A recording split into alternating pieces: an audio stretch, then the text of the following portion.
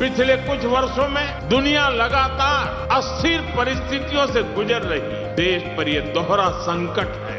मेरी देश के हर नागरिक से अपील है, जहां संभव हो पेट्रोल डीजल का उपयोग कम करें। सोने की आयात पर भी देश का बहुत बड़ा पैसा विदेश जाता है। मैं आप सबसे, देशवासियों से आग्रह करूंगा कि जब तक हालात सामान्य न हो, हम सोने की खरीद को टालें। गोल्ड की जरूरत नहीं है। क्या देशभक्ति अब आपकी जेब से तय होगी? क्या सोना खरीदना और तेल खाना भी अब नेशनल ड्यूटी बन गया है? और सबसे बड़ा सवाल, क्या सरकार संकट से निपट रही है या फिर जिम्मेदारी जनता पर डाल रही है? नमस्कार, इस वक्त आप देख रहे हैं न्यूज आई और आपके साथ मैं हूं लक्षिता अरोड़ा। सिकंदराबाद में आयोजित एक कार्यक्रम में बोलते हुए पीएम मोदी ने लोगों से विदेशी मुद्रा बचाने की अपील करी। इसके लिए उन्होंने कई रास्ते भी बताए। पीएम मोदी ने इस दौरान 1 साल तक सोना ना खरीदने और खाने का तेल कम इस्तेमाल करने की अपील करी है। कांग्रेस ने पीएम मोदी के बयान पर निंदा भी करी है। कांग्रेस का कहना है कि पीएम मोदी अर्थव्यवस्था को बचाने के लिए आपातकालीन कदम उठाने की जगह जनता को ही मुश्किल में डाल रहे हैं। पीएम मोदी ने जनसभा में कहा, सप्लाई चेन की इन मुश्किलों के बीच पिछले 2 महीनों से ही हमारे पड़ोस में इतना बड़ा युद्ध चल रहा है। इसकी असर पूरी दुनिया पर पड़ रही है और भारत पर तो और भी ज्यादा गंभीर असर पड़ रहा है।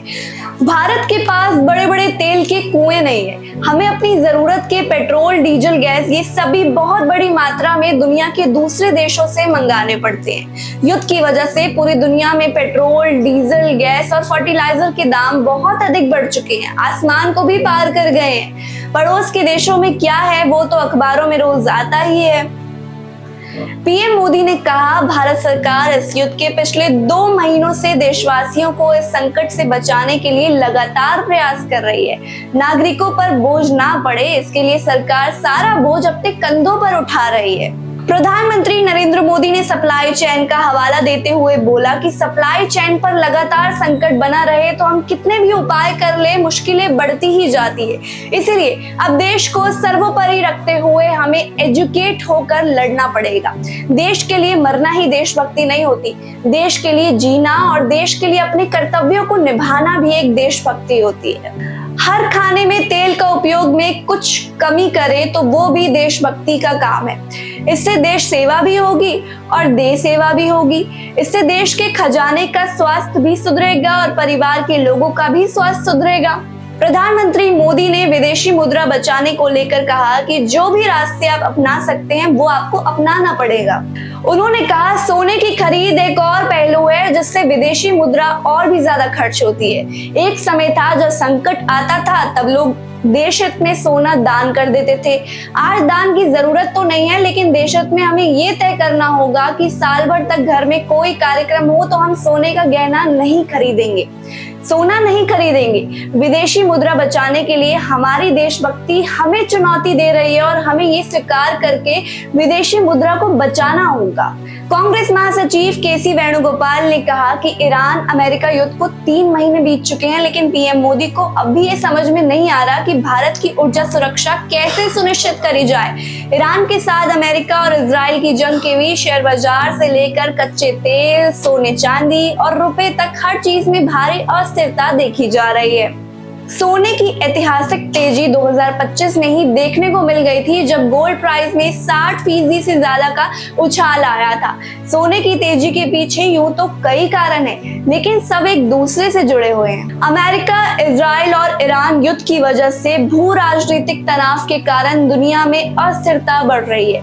ऐसे समय में निवेशक जोखिम उठाने की बजाय पारंपरिक संपत्तियों में निवेश कर रहे हैं। जियोपॉलिटिकल टेंशन की वजह से ही डॉलर का इस्तेमाल भी घट रहा है और सोने पर निर्भरता बढ़ाई जा रही है। अमेरिकी राष्ट्रपति डोनाल्ड ट्रंप की नीतियों की वजह से शेयर बाजार को कई झटके लगे। इससे निवेशक अब सोने चांदी जैसे कीमती धातुओं पर निवेश कर रहे हैं। हाल ही में जियोपॉलिटिकल टेंशन की वजह से सोने की कीमतें बढ़ी है।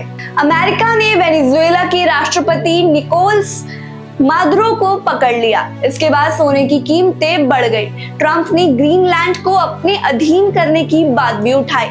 सोने की तेजी के पीछे केंद्रीय बैंकों का भी भारी खरीदारी वाकई सबसे बड़ी वजहों में से एक माना जाता है। 2022 से लगातार ये ट्रेंड मजबूत हुआ। 2025 में ये और भी ज्यादा तेज हो गया, जिससे सोने की कीमतें रिकॉर्ड स्तरों पर ही पहुंच गई। केंद्रीय बैंक जैसे कि चीन, पोलैंड, टर्की, भारत, कजाकिस्तान आदि सोने को रिजर्व एसेट के रूप में बढ़ा रहे हैं। ये ऐसा इसलिए कर रहे हैं क्योंकि अमेरिकी डॉलर का प्रभुत्व कम हो रहा है। इसका असर भी सोने की कीमतों पर पड़ा है।